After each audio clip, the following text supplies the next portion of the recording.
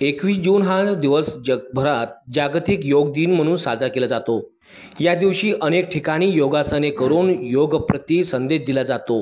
अशाच योग दिनी अमरावती शहर पोलीस आयुक्तालयातील जलतरणपटू तसेच पोलीस कर्मचारी प्रवीण आखरे यांनी पाण्याच्या आत राहून अनेक चित्तथरारक योगासने सादर करून योग प्रति समाजात जनजागृतीचा संदेश दिला।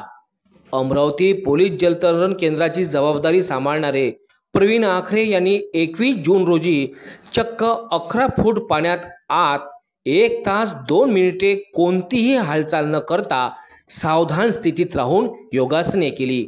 सोबतच 22 मिनिट 52 सेकंदात पाण्यावर तब्बल 50 योगासने करून नवा विक्रम बनविला।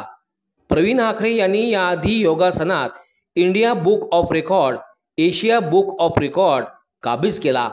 यावेळी त्यांनी अनेक योगासने करून योगाप्रती निष्ठा आणि जनजागृतीचा संदेश दिला आहे।